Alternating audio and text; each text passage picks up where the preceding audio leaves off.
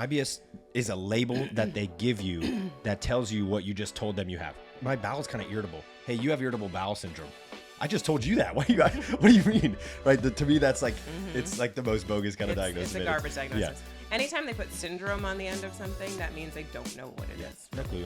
Yeah, no clue. They'll just put the first couple words like, these play into it, and then syndrome. Ta-da! So that's basically what it was. They kind of ruled out super scary stuff like IBD, which is irritable bowel disease, ulcerative colitis, Crohn's. Welcome to the Full Field Podcast with your host, Matt Tack. What's up, man? Who are you? I'm Dr. Alfred Alessi. Oh, there we go. They know by now, bro. They know by now.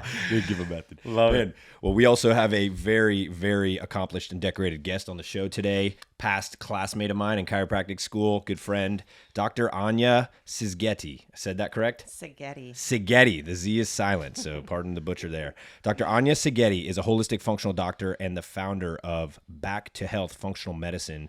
She is the creator of the Szigeti Method and the best-selling author of You Can't Outrun Your Fork. Dr. Anya is passionate about empowering, educating, and equipping others to take charge of their own health so they can prosper, thrive, and live a life they love. Dr. Anya is here on the show to dispel the myths and set the record straight when it comes to fancy marketing gimmicks and provide insight on what is actually beneficial for our health and what is actually dangerous for us to consume. Dr. Anya, right? Last time I saw you.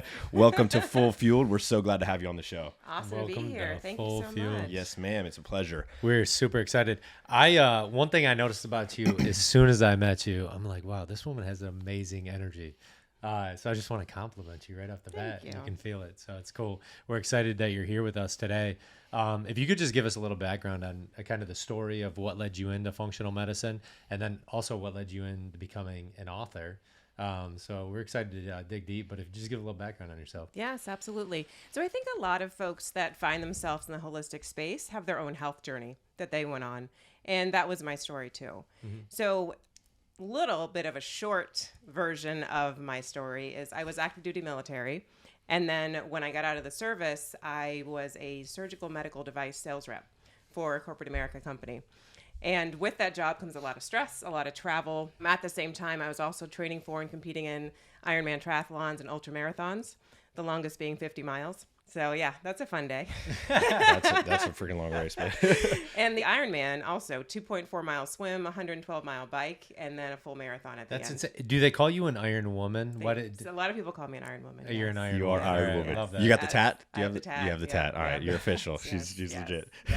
That's the fourth part of the triathlon is getting the tattoo. That's right. You got to finish first, right? You gotta finish first. Yeah, and I'm crazy enough to do too. So I'm doing all of that. Those are my hobbies, right? That's my stress relief. And while working in corporate America.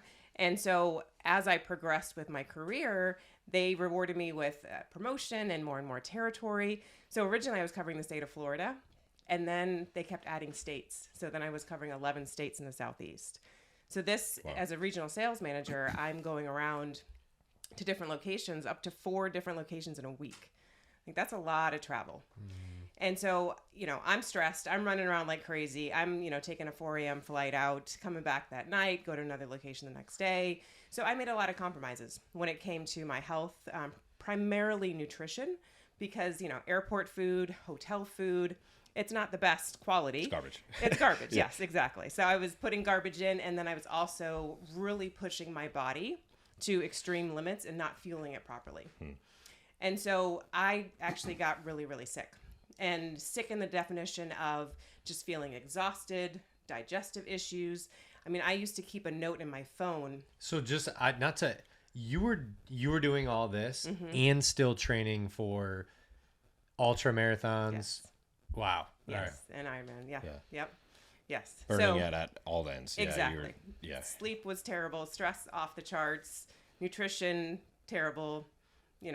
Hormones in the garbage, like just everything, just totally wrecking myself as best I could, as quickly as possible.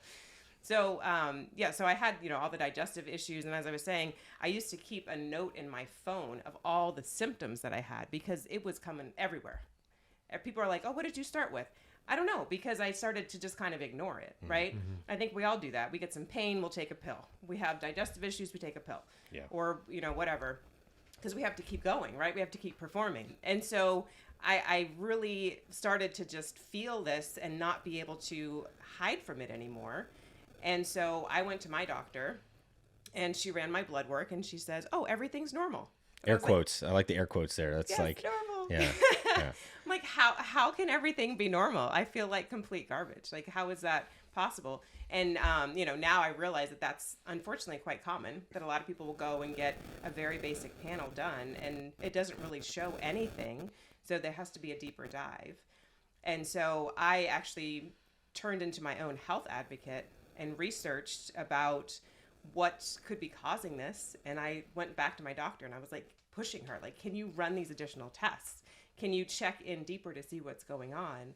And thankfully she did, after a little bit of persuading. I'm not very persuasive at all. So, she just was like, oh, sure, whatever. And we found that I had antibodies to my thyroid, and my thyroid was underperforming. But she tells me, you're not sick enough to medicate yet. So we're just going to wait until you get sicker, and then we'll medicate you for the rest of your life. Healthcare, baby. That's what we call healthcare in this country right there. That's what we're paying for right there. Yeah, it's backwards for sure. Yes. Yeah. So while on the outside, though, you probably still look pretty good. I think so. I mean, I have pictures. I was ripped. I mean, but I was still throwing Snickers in my little bags in between my events because that's what I use. That was what I look forward to on the bike, is to have a Snickers. Because you didn't have the newts. I didn't have the newts. I didn't. I just. Where were you, Maddie? About this. Come on, man. Need the news. I needed you. Where were you? That's why we're here now. Yes, exactly. So, I look back at that time, and of course, in the moment, I'm frustrated. I'm feeling helpless and hopeless, but I'm thankful for it now because that's what led me to find holistic functional medicine. Yeah.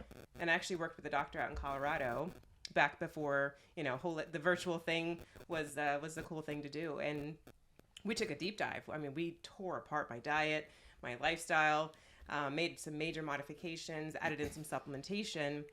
And then I go back to my doctor in 3 months, right? She has her prescription pad out because I'm supposed to get worse because we've never done it. We haven't done anything. And she's like, wait a minute, your labs are getting better. What are you doing? So I'm like, I'm doing this and that. Like, I'm healing, baby. Yeah. And she's just like, yeah, whatever. Just keep doing it. I'm sleeping. Yeah, I'm actually sleeping. Yes. She's like, just keep doing it. It seems to be working. Totally brushed me off. But I didn't care because that made such a transformative effect of my health and my life. I vividly remember going home to my husband, my boyfriend at the time, and I was like, hey, so I'm going to quit this really lucrative job and go to school with people that are a little younger than me. It's fine. And that's where I met Alfred. And, just really dedicate my life to this. So I did the chiropractic doctorate. I also did the certification for acupuncture and the 300-hour diplomate in internal medicine, functional medicine, all at the same time. Wow. Killing it. Yeah. That's more than what I was doing. I was just That's crushing it. That's making a change right there. Yeah. How cool is that? Can you, this might be a little like swaying off topic, but how imperative was sleep in that time frame? Like where you made, or what was one thing that you just made right off the bat that was like you felt like kind of was the tipping point in that change or in that mental shift? Well, one, sleep was super important, so we can definitely dive into that more. Okay. But if we look at nutrition, one thing that I changed that was significant for me was actually consuming healthy fats. That made a big difference because I was consuming all the garbage, labeled gluten-free on the front, processed, packaged, I don't even call that food anymore because that's not nourishing the body. And so I was eating all the garbage, oils and unhealthy fats and trans fats and all that stuff. And when I switched to actually healthy fats and nourishing my body, starting to rebuild my hormones and all those different, it's amazing. That was life-changing for me. Huge. That's one thing that's been, we've been honestly focusing. So we have a third pouch we're working on right now with a food scientist, but was kind of that understanding when you go into a race, how important fats are for that mindset, for that kind of the early onset of like that pre-nutrition, that intra-nutrition and the post-nutrition of how you're doing that. But I treat it every day like a race. And how are we treating every day going into that? How are you getting the appropriate fats maybe early in the morning to get that mind moving when you're coming out of your circadian rhythm and going into your ultradians throughout the day? So that's one thing that has been really a shift for me over really the past 5 years is I set a bedtime routine and then I go to bed at it's a non-negotiable for me now. I just go to bed at 9:30 and like my wife and like we have family in town right now. I'll be like, where's Matt? You know, and they of course know I'm in bed because Optimizing. I'm optimizing. Like I need to make sure my circadian rhythm stays in that cycle so that when I get up in the morning, my body's prepared to be well optimized. So I love that. That's so crucial in understanding kind of the fat load. But if we can, and I know Alfie has, I have so many different questions. But I want to kind of stick to the, like a little bit to your story and kind of, you know, what you were experiencing. Obviously you said it was a thyroid issue. That was the diagnosis, but we know as functional medicine doctors, there's a root cause, right? Yes. And so you focus a lot on gut health with what you do with your practice and maybe break down some of this a little bit nerdy for the audience. We have people who listen that are into that. How does the gut affect the thyroid, right? Like what is that combination, or why does that matter? Can you elaborate on that a little bit? Yes, absolutely. So if we look at, my official diagnosis is Hashimoto's thyroiditis, which is autoimmune hypothyroid. And so if we back up to the gut issues that I had for a decade and a half, bounced around to a lot of different specialists, you know, eventually diagnosed with the gut issues of IBS because they couldn't figure out anything else that was wrong necessarily. They just said, oh, maybe go gluten-free and maybe take a probiotic. That might work. And IBS is a label that they give you that tells you what you just told them you have. My bowel's kind of irritable. Hey, you have irritable bowel syndrome. I just told you that. What do you mean? Right? To me, that's like, it's like the most bogus kind of diagnosis. It's a garbage diagnosis. Yeah. Anytime they put syndrome on the end of something, that means they don't know what it is. Really. No clue. Yeah, no clue. They'll just put the first couple words like these play into it and then syndrome. Ta-da. Yeah. So that's basically what it was. They kind of ruled out super scary stuff like IBD, which is irritable bowel disease, ulcerative colitis, Crohn's. They ruled out some of those scarier things. They tested me for celiac disease, which is the autoimmune gluten allergy. So, you know, we ruled out those sorts of things, but I still was having a lot of issues. And so knowing what I know now, that was part of the pathogenesis of my autoimmune condition. And so with the inflammation within my gut, that set up the foundation for leaky gut or increased intestinal permeability, if you want to find it in the medical literature, that's what they call it now. So what that does is that actually opens up the tight junctions of the gut lining. Yeah. And so whenever I would eat inflammatory foods, we'll use gluten as an example for this. I don't want to make it the villain, but it does play a role. That gluten protein isn't supposed to be in my systemic circulation. And so it was able to pass through those larger openings in my gut lining. And then my body recognized that as foreign, as an enemy. And so it built up this immune army to attack those gluten proteins. Now, the problem is gluten protein is very similar in amino acid sequence to thyroid tissue. There it is. Yep. And so that's what I just did. Every time I consumed gluten, I built up an army and attacked my own thyroid. So I did that for who knows how long. There's research out that autoimmune and other chronic diseases have a 10, 12, 15 year timeline that they're building in your body. These don't happen overnight. Yeah. And so that's a big piece of my own health journey is one, trying my best to avoid gluten as much as possible because it's literally in everything. And even gluten-free products are cross-contaminated in the agriculture process, the way we farm in this country, genetic modification, and then the manufacturing process. There's a lot of I can't even say the word today. Cross-contamination there to the point where testing was done on the top selling gluten-free items, and I'm using quotes again. The pizza crust, pasta, and bread, and over 50% actually contain gluten. And they're supposed to be gluten-free. They're supposed to be 100% gluten-free, and they're at least 50% or over 50% have gluten in them. So that's terrifying for someone who has a celiac allergy, because that could be, very, very detrimental to their health. Yeah. But then it's not good for someone who has, an autoimmune condition, especially one where gluten is triggering those reactions inside your body. And so healing leaky gut, avoiding gluten, making sure my thyroid's getting the nutrients that it needs as well, all super important in my own personal healing journey. Yeah, and honestly, my take on disease is, especially like these chronic diseases or these long, like pathogenic diseases that take time to build up, is like think of your body like a bucket, and the bucket's filling up with water, and a little bit of gluten in there starts to raise that bucket up, and then some toxins from the environment, right? Chlorine in our tap water, lack of sleep, stress, burning it at both ends. Your bucket starts to fill up. When the bucket overflows, right? And you might feel okay. When the bucket overflows, signs, symptoms, disease state, right? Yes. And so it's like, we talk a lot about like preventative health, obviously, you as well. It's like, how do we empty the bucket a little bit, right? And that's where it's like the diet, removing the gluten, right? And that bucket starts to lower back down. You can get health back. Right? Exactly. And I have a lot of people that are like, well, I used to be able to do all these things. And that goes back to the bucket analogy. Well, yeah, you used to be able to because your bucket was half full then. Yeah. And now it's overflowing. So we need to do some work there. I also find that most people don't have the symptoms until their body is less than 60% of optimal function. I know that we all like to work in the realm of optimal function. And so even though if we don't have an overt symptom, that doesn't mean we're performing at 90% or 95% of optimal function. That means we might be teetering right on that 61%. So that's where prevention and doing the things every day to really optimize your health is super, super important. 100%. And so then what's the protocol in your practice? Testing, herbal supplements, I'm guessing, right? Like heal and repair the gut. Can you give like a little overview or kind of like your process? Absolutely. So I look at each individual as unique because everyone is definitely very, very unique. And so I do a deep dive into, specific health history, the factors that brought you to where you are today. I look to see where, different places in your health journey you might have gone off track because it's not a straight A to B line ever. We're always, taking little ebbs and flows. We look at those because those are going to give me some information because, again, you might not have outward symptoms of different imbalances, but there may be some there just from your own health journey. So I want to look at those, obviously taking the time to really talk with the patient and understand their experiences. I have them fill out very, very detailed paperwork to get a better understanding of them.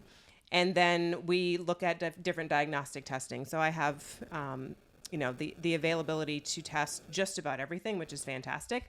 But I try to really laser focus it into, the main issues that I feel are affecting that patient's health today. And of course, things that are going to be, if we don't address them or identify them, issues for the long term.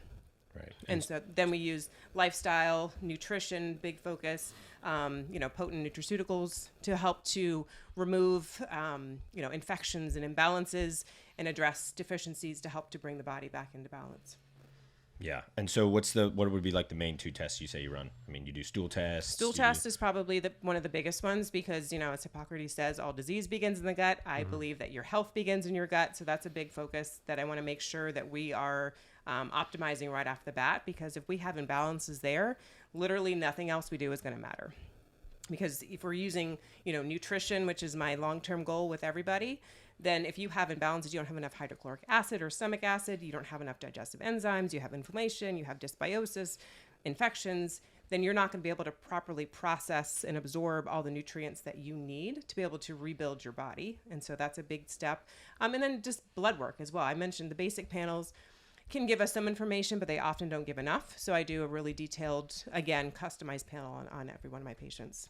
Yeah, we're big on like biomarkers, right? Like knowing like your individual biomarkers versus just like your blood work, your CBCs, right? That tells you a little bit's important, but it's important. I don't think that people get those tested enough in reality. I think a lot of people will come to me and like, I haven't gone to a doctor in 20 years. And I'm like, okay, well, so we're starting from scratch. Step but one. Yeah. Step one, we have a little bit of work to do. Yeah. I think it's important to understand, your own body and where you are where you're starting from and in correlation to how you're feeling and what symptoms that you're having as well, so that we know where to take effect and where we need to prioritize our energy.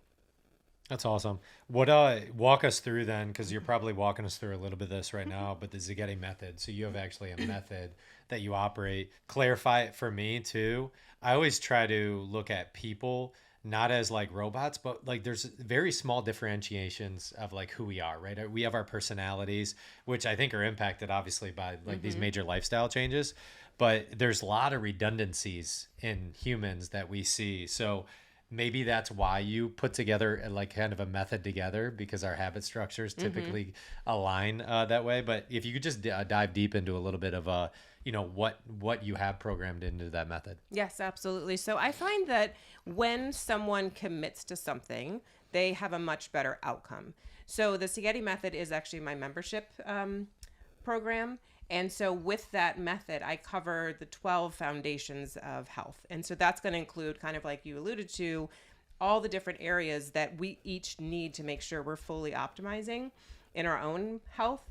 Whether or not that might be an overt, issue for you that drew you to my office, we're still going to work on it. And so the first one right off the bat is mindset. So if we don't have our mind right, then nothing matters. Deep dive into your why. Like, why do you want to be healthier? Why are you going on this journey? Like, what does it mean for you? What's your ideal outcome? And then again, we dive into all the other pieces. Sleep is a big one. So we talk about sleep hygiene, and that's starting from the moment you wake up, and it goes all the way till the moment you go to sleep. All the things you can do to optimize your sleep throughout that time frame. Because I don't know about you, but if I don't get a good night's sleep, you don't even want to talk to me the next day. Like, I'm a monster. Yeah. Exactly. Yeah, sleep is just that. I one thing I just have loved really about sleep is that people, exactly what you were tapping into there, is that people don't understand that, like, throughout the entire day, you're actually prepping for sleep. Like, your body is prepping itself for Starts sleep. First thing in the morning, as soon as your eyes wake up, or eyes open. Yeah. So really, I feel like I didn't have really a mind-body connection until I started prioritizing sleep and being like, okay, my body is actually telling me something, and I have to listen to it. And so then, okay, well, and then I got like super nerdy, just diving into like what my circadian rhythm, like, okay, these delta waves are happening. My body heat and core index is changing and fluctuating throughout the night. Like, how do I need to understand that to get the proper amount of REM to then develop a like more tangible focus and I become more optimal during the day? Like, I don't, like, this is what I also found, like, I don't need to work nearly as hard if I become optimal in my flow states and really understand my ultradian rhythms of like, okay, like, I can break now. Like, it's cool to break now because my body, I prepped it for that flow state and to get through that. But it that's been a crucial piece in our optimizers program that we have geared towards obviously men, is really understanding that sleep narrative of like how we can become more optimal through that process. So I love that you focus on that. And I mean, being optimal is like getting the most accomplished and being the most efficient for the least amount of expended energy, right? And that's like what we focus on, is like, how do we get better results with less? And that's what we do with guys. Like, we're like, dude, you're doing way too much. You thought you had to do all this stuff. You're killing yourself, right? Because we're all day we're in a state of catabolism. Our body's like breaking down to rebuild. But if you're not sleeping, you're not rebuilding, right? So then you're just breaking down even more, right? And that was a badge of honor that was really pushed on me in the military and corporate America. Sleep when you're dead, right? Exactly. How much can you do on the least amount of sleep? And who can send the first email in the morning and who can send the last email at night? Like, it was almost this competition of how bad can you basically tear your body down and how productive can you still be at the end of the day? Like, it's just such a bizarre mindset to look back on that. So I think it's awesome that you really focus on the opportunity and the permission to give yourself a break and to really focus on the things that are going to rebuild and nourish your body so that you can perform at the highest level. Because I feel like it doesn't matter how much money you have. If you don't have your health, you are basically poor. Like, it doesn't matter. We had a guy in one of our men's group say he actually does. Have you ever heard of PEMF therapy? Mm-mm. Wild stuff. So it's an electronic. It's more like the TENS machine. Okay. But it basically combines like the TENS with massaging. So I had body work done yesterday. It's pretty incredible. We'll have to introduce you to Jake. He's a good guy, but he said this, and it's like really stuck home. The best ability is availability. If I'm not available, like, and so many people, and I had to go, like, I still go through this in ebbs and flows, but like some days I'm not available. And if I don't get that proper sleep, I'm honing in on sleep, I feel like right now, but I'm not going to be available for my wife. I'm not going to be available for my kids. Exactly. Which, like, if I get to the end of my life and I wasn't available for them, what good was it? Right. At the end of the day. So I think that's crucial. Can you, you're an author now too. Like, how do you fit it up? Like, how do you fit it all in? Let's be serious. So you are an author. Can you tell us a little bit about your book? I've heard of the book, and I am absolutely going to be reading it. But I would love for you to just kind of brief it, and then we're going to deploy it to the audience, but it's right in front of us. Awesome. Yeah. So this book is actually a 3-part. So one part, I elaborate more on my own health struggles, because as I was going through my journey, I realized that we all have a health journey. And as I mentioned during mine, I felt hopeless and helpless at certain points. And so I wanted to share what I went through to hopefully provide some hope to someone else who's also struggling, because I know a lot of people are. The second part is a lot of education around the quality of nutrition and the importance of that in our own health. And so that's, as I mentioned, with even just the healthy fat piece, I do dive into healthy fats, but also elaborate on the best types of meat to eat, the best types of produce, and just the things to avoid, the things to eat. So I definitely dive deep into those. And then I really want to reinvigorate that passion and the understanding of the fact that if we prepare and make our own food that we're consuming, that whole process dives into our health. The act of preparing our own food, that preps our digestive process. 100%. And that is so missed in this country. Purchasing food from DoorDash, or, I don't want to badmouth different companies, but if we hand over our food preparation to someone else, we're handing over control of our health to someone else, because they're a business. So unfortunately, most businesses aren't going to use the highest quality ingredients. So they're going to use the cheaper oils that are inflammatory to our bodies. Increase margins by lowering the... Exactly. Yeah. They're going to add sugar so that it's addictive, so that you buy more. And all these things are detrimental to your health. So I put in about 100 of my favorite delicious, easy to make recipes that have ingredients that anybody can find. I've made them in, all different studio kitchens around the Tampa Bay area for different TV shows, just to show that these foods are so easy to make and accessible, and they're delicious, and they have enormous impacts on our health. And so this is actually my COVID baby. When the world shut down, I wrote a book. I had the idea when we were in school, and then, when everything kind of shut down, it just really gave me the time and space to process it. And I'll be fully transparent. The first draft I wrote was garbage. My publisher basically threw it back at me and told me to rewrite it, because I wrote a standard operating procedure. I'm very military minded, and I was like, do this, don't do that. And they were like, no, we need story. We need context with it as well. I found that, in just being in this career and meeting other docs and stuff, the best docs who get people the healthiest or get people the best results are the ones who had some kind of struggle, and their story is where they're coming from, right? They have that empathetic heart for them, right? Like anyone can learn something and then teach it to people and just push it on others. But it's when you feel like your doc's I've been there, right? When patients come in here with excruciating nerve pain, I'm like, I had that, man. My shoulder was freaking jacked, and I had the worst pain you can imagine. So I get it. I get what pain feels like. Yeah.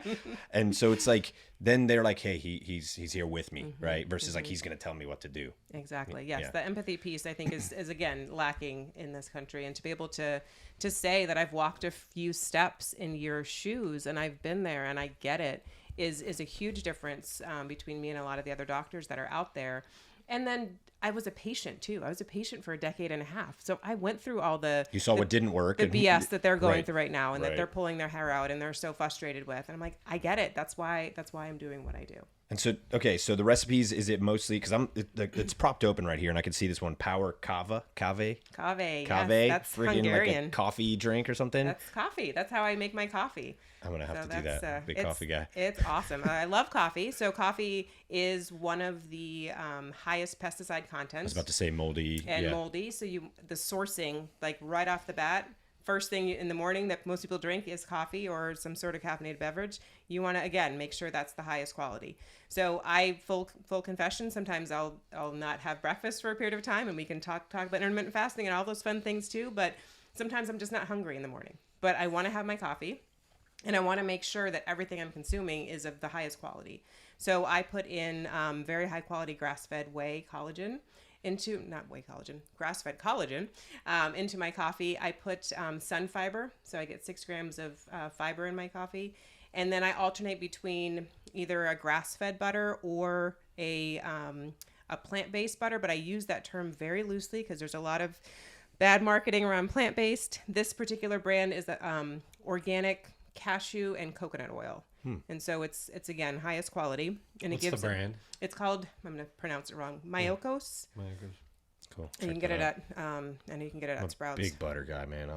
I think butter's a health food. Oh, I love butter, but sometimes I feel like I'm eating a little bit too much animal products, so I like to do like a fluctuation thing. So like I'll do a month or two of this, a month or two of that, and kind of go back and forth between it to make sure I'm still getting all the nutrients. But and that's a good point to like being intuitive, right? So like what you just said is basically the term is intuitive fasting. You woke up, you're like, I'm not really hungry. I don't have to force myself to eat today. Or like days where you're like, man, I'm hungry. I probably should eat. Or days where you're like, I probably should have some more carbs today. I kind of killed it yesterday.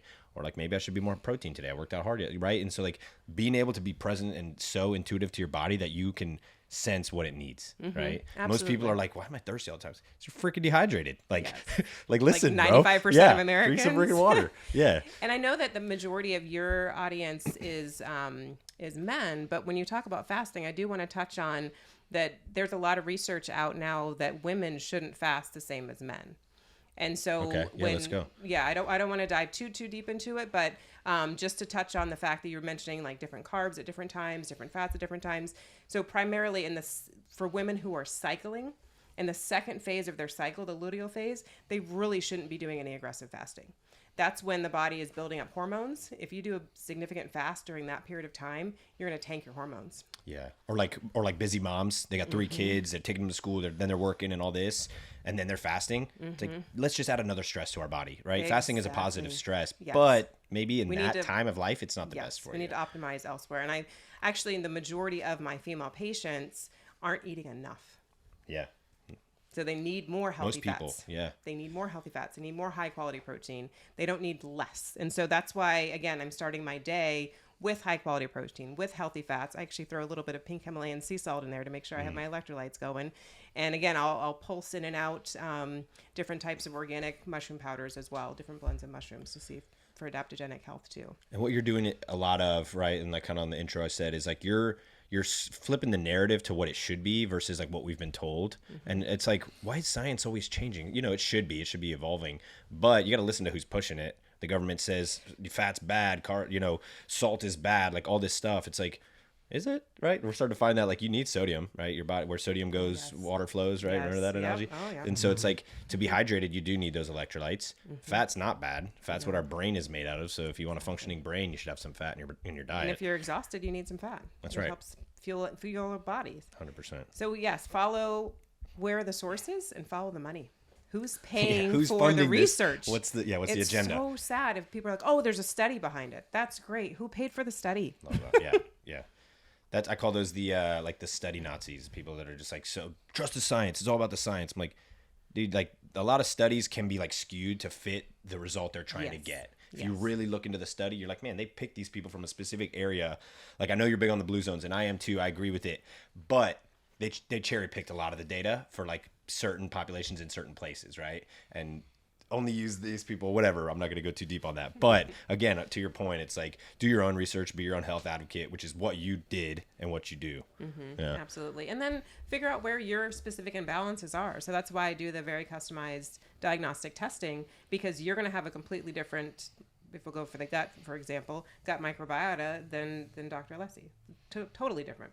Even though you guys work together and around each other, totally different. If you travel internationally, it's going to be different. If you have a pet, it's going to be different. If you have a spouse or a partner, it's going to be totally different. If you have kids, it's going to be different. My identical twin sons probably have different gut microbiomes, Yes. and their genetics are identical. They Yes. came from the same Yes. DNA, right? So like that goes to show you. There's studies on that too. 2 twins, one lives this kind of lifestyle, one lives the other way. They're identical twins.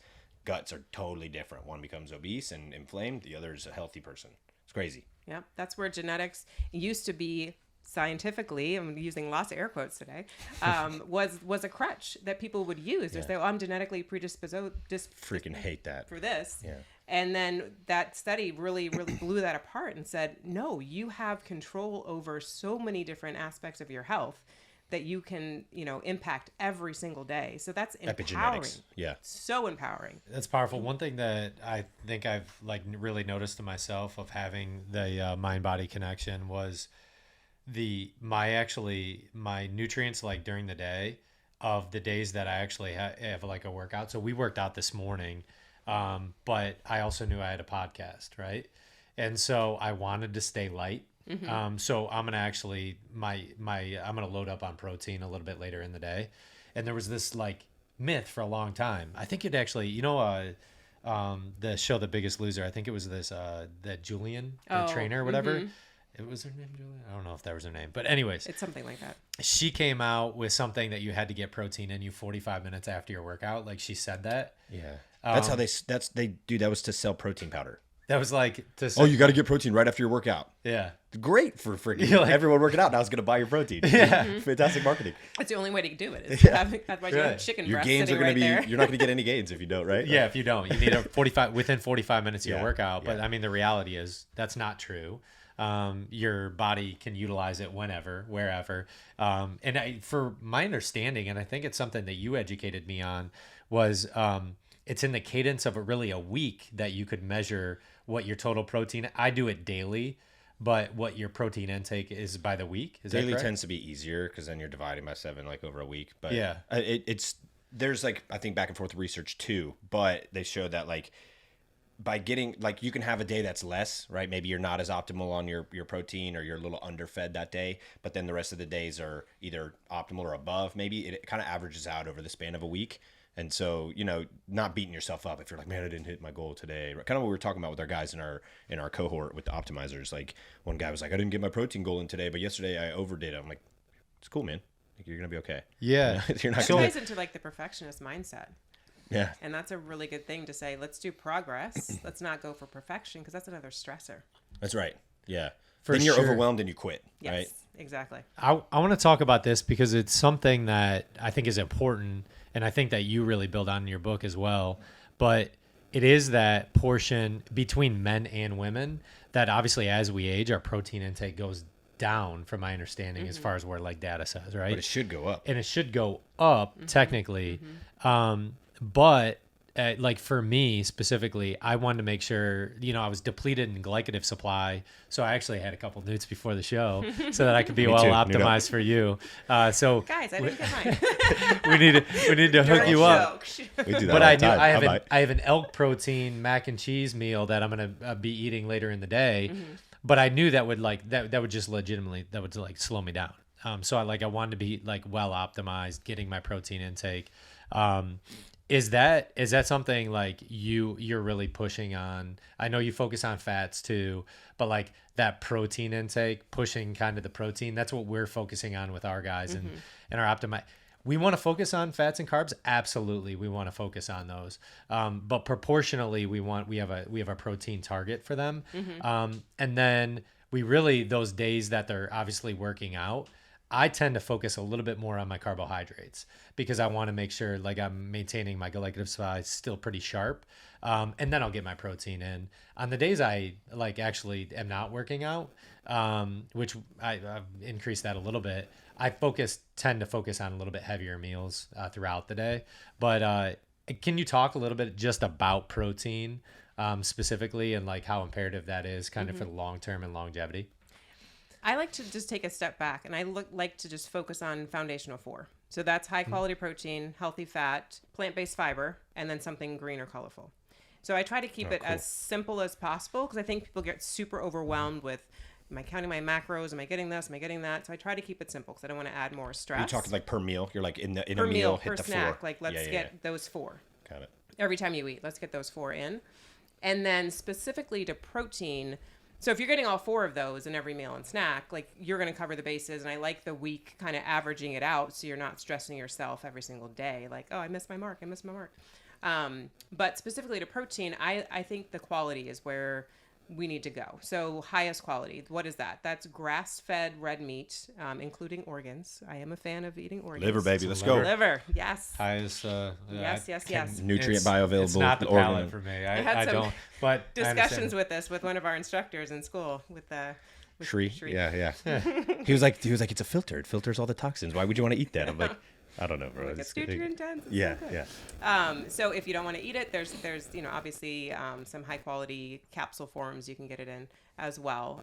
But for that, so that's for red meat, and then any type of poultry, eggs, organic. There's a lot of marketing around free range.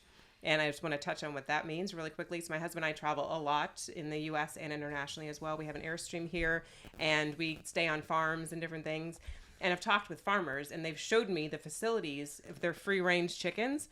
And it literally, if they have this tiny little space where they could put their little leg out, that means free range. If the chicken's not in a box, it's free range. Well, there's cage free, okay, and then there's free range. So cage free means they're not in the the individual little. They can actually move their coops. bodies. They can actually move their body, but it doesn't mean that they're. I have this image of chickens running in a field, and happy chickens out in the sunshine. That's pasture raised, right? That would be pasture raised. So organic pasture raised would be the highest. Pinnacle. Yeah. And those yolks are freaking orange when you get an organic pasture raised, because they're eating worms, they're eating grubs, like they're eating like real stuff. They're eating what they are made. They're getting a lot of omegas into there, and so that yolk, man. Yeah. So they're going to be raw. They're going to be healthier, which means what you consume is going to be healthier. You're eating it raw. I eat 3 raw eggs every morning. Okay. All right. Sometimes at night too. All right. Yeah. That's why your beard is orange, right? That's right, baby. Let's go. And then for any type of seafood, wild caught. So we could dive into hours discussion on farm raised seafood. Just if it says farm raised, just don't eat it. It is not good for your health. Those creatures are unfortunately fed diets that are natural to them. The agriculture industry is the highest consumer of prescription medications in this country. So let that kind of sink in for a second. Wow. I heard something recently about fiber too, and I had a little hack with my protein. So I put lion's mane on all of it. I just basically put mushrooms. I think you've seen me do it. I'll just put it over top to just get that protein get the fiber intake. My understanding on like fiber, like we are significantly deficient from just at a global scale. Insanely of fiber. Deficient. Yes. Fibers in our diet, and like an adequate amount of fiber on a daily basis is 20 grams. A sufficient is 60. Am I wrong on that? Well, the recommendation is kind of in the middle of that. So 30 to 40 grams. So I think you're hitting each side of it. Okay. We alluded to the blue zones earlier, so I will touch on a little bit of that because I do follow what they're doing, because I feel like they have some great nuggets to share. For sure. Yeah. And what they've studied is the longest living communities that are living optimal life or health span, not just lifespan, which is super important to me. Critical. Is the fact that they're consuming 60, 70, 80 grams of plant-based fiber a day, which is just mind-blowing. That's a lot of fiber. And that fills you up too, right? So that keeps you satiated. Yes. You're not going to snack and binge. And actually, a higher fiber, plant-based fiber diet addresses 4 of the top 10 killers in the U.S. That's metabolic diseases, strokes, heart disease, and cancer risk. Yeah. All majorly decreased when you are consuming enough plant-based fiber. Now, cautionary, don't run out and grab a tub of Metamucil, because that's not going to do the job. Processed, yeah. That's highly processed. We're talking about plants. We're talking about legumes. One of my favorites is chickpeas. So a cup of chickpeas, that's 12, 15 grams of plant-based fiber right off the bat. And that's protein too. So and plant-based protein. Yeah. It's amazing. I actually will dump some into the blender first when I make a smoothie, because it doesn't add any taste to it. Nice. And it gives it a little bit more, idea. Thickens it up a little bit, and you get the plant-based fiber and protein right there, right off the bat. I'm going to do that. I've never heard of that before. You're welcome. Here we go. There you go. You learned something new today. Right. And I think a lot of the summary of a lot of what we're talking about is like optimal versus like adequate. You said the word adequate. You go to your doctor, like, let's circle back to the beginning when you told your story, right? Oh, you're good. Dude, I feel like lousy. Well, if the range is 100, is 20 at the bottom and 100 at the top, and you're at 21, you're within range. You're adequate, baby. You're good. Dude, you're one away from being freaking out of range, right? So like that's functional medicine, is like, no, we want to get that to the top of the top, baby. And that's hormones, that's all markers, right? We don't want to just be existing. Totally different, because the lab ranges were defined based on a sick population, because that's who was in the hospital. And they change them. They change them. As we get sicker as a population, they're like, well, let's just lower the standard so that people can, fit in it still, or else we have to address the fact that everyone's dying and sick, right? And we can medicate them sooner. Boom. That's what I've been that's what I ask. I've actually asked this quite often lately. I'm like point blank, and I'm like, I don't mean to be like just extremely forward with you, but since when do you want to be average? Like, don't you want to be like above average or optimal? Like, said no one ever. Like, hey, do you want to be average in life? I just want to get by. Said no one ever. Like, so if you ask that question, they're like, well, yeah, I actually didn't want to be average. You know what I mean? I called out my dad the other day. I'm like, I poor dad, but like, I'm like, look, Back into your life, I love like my parents immeasurably, and that so I say it in an act of love, but again, I'm like pretty forward. But I'm like, do you want to finish, or do you just want to finish, or do you want to finish well? And so I think there's two separations there. Like if you're just looking to finish, like this retirement life, sit down, eat a bag of potato chips, and watch some Hallmark movies, like I wouldn't call that finishing well, bro. So I don't mean to call you out, Dad, but I'm still calling you out. Oh, I looked right at him. And dead in the eyes, Dad. Dead in the eyes. But the reality is that it's like no matter what age, I don't know when God's going to call me home, but I don't want to be average. Like, Right. and that's why we're diving into this field of like, what does it mean to be optimized? And if it means putting a little more fiber in your diet, like as a simple measure, like if there's one action you can take today of like putting some chickpeas in a blender, how hard is that? Like Exactly. it's some really cool things that you can just take away that create a different narrative for your life and how you finish it well. So Right. I don't know. I mean, I cool. fully believe that we were meant to thrive, not just survive. Yeah. And I feel like a lot of people are just scraping by and surviving. And there are simple things, like you mentioned, little hacks that we can do every day to just move that needle a little bit and get us to that thriving so we can prosper, so we can live a life we love. I love that. Well, what's coming up for you? Anything new in the works? Another book or you working TV. on anything? Jeez, Yeah, you're you've been all over TV and Yes, stuff. I actually have another episode that we just recorded last week, an actual entire cooking show, which I'm super excited about, which I've never Cool. done before. So that was What network? that's on Fox 13. Fox 13. That's awesome. Yes. So Do you want hopefully to drop that'll when it's air. going to be, or do you know It yet? should, yeah, it should air on the 27th. I don't know when this episode is going to air, but that's coming out the 27th. And then I am doing a digestive detective program where, as a group, we dive into our microbiome. And we do a stool test, and we dive into all the imbalances within our body and things that we can do to optimize that. So we do that. We don't collectively poop as a group, but I do call it Group poop. you poop at home. We discuss the results as a group, and then I make customized recommendations based on that. So I have another session of that coming up, launching beginning of March, and then just some amazing educational opportunities to just share and empower, and hopefully take the message international this year too. Man, we're definitely going to bring you back on so we can get like in depth on a lot of the stuff we talked about today. Man, if you're listening and you got some value out of the show, which if you didn't, then I don't know, maybe you're deaf, like right? But like, check out Dr. Anya. Where can they find you online and Instagram, and kind of give us where we can look you up? Yeah, my Instagram is Dr. Anya Szigeti. So fun being able to spell that, but Szigeti. I'm sure we'll link that in the show notes. Yep. It's probably the best place. I have an amazing person that's helping me out with that, just to get the message out with that, because I'm terrible with social media, and she's amazing. So that's probably the best avenue. You're like going into grocery stores and calling out like crappy I'm food going versus into good grocery food. stores and I love calling that. out stuff. I Yeah. did a whole thing Boots on on the bacon ground, recently, and I love to hear where people are having questions, so that I can make sure that I'm getting the content out that people want. And actually, you're inspiring me. I've had several people ask me to start a podcast, so I'm looking into that. Awesome. So hopefully, put this on myself to launch that in the next month. It's a great platform for just spreading this knowledge, man, and this right here, right? And if you obviously listen to this, go get You Can't Outrun Your Fork, the book here about how nutrition is, pivotal. Yeah, great book. Tons of recipes. I'm about to go make some of that power cave right now, man. But that's awesome. So I got one last question and we'll wrap up. I ask this every guest we have.